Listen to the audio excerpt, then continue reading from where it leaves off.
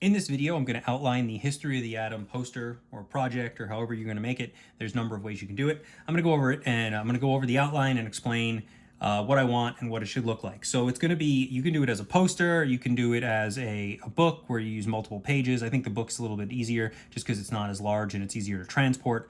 But this has to be done by hand. You're not copying and pasting off the internet or control P'ing your way through all of this. And so the only thing that I'm going to let you print is the portraits of the scientists, because obviously it's not an art class. I don't need to know how good you can draw. So you can print the pictures out, but I want everything else done by hand. So here's what your poster has to include. Each model of the atom, there are several of them. There's the Democritus, Dalton, Thomson, Rutherford, Bohr, Chadwick, and modern. So there are 7 different models of the atom, an explanation of the changes made, and information about the scientists, including the following: the dates they lived or died, the year and location of their discovery, a picture of the scientist, which you are allowed to print, the info that they added to the model itself, which you actually already have, one interesting fact about the scientist. The older they get, the weirder they get in terms of time, and the equipment that they used to make their discovery, if there was equipment. Obviously, the first guy, Democritus, didn't have equipment. His was all theory. And the last one, the modern model, which does not have any one particular scientist, there's no equipment there because it was all computer-based and mathematics, so a calculator, essentially.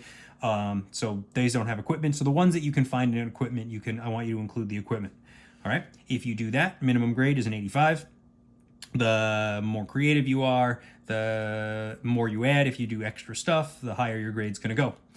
So it's that simple. On the back of this poster, this is going to be where I'm going to have you summarize your notes. So you're basically going to take the notes that I gave you in class and you're going to summarize the information, give me the scientist, and give me a model of their atom. So when this is done, this little bit is going to be a summary of your notes, and it's going to have all the stuff that a good chunk of the stuff that you're going to have on the poster. It may not have all of it, but you're going to put as much as you can into that box.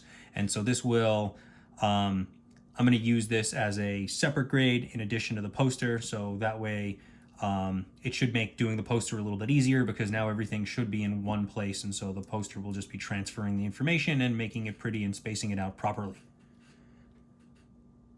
If you have any questions, feel free to message me. In class, I will have example versions of posters from previous years, as well as an example version of what this back looks like when it's filled out, although that part is pretty self-explanatory.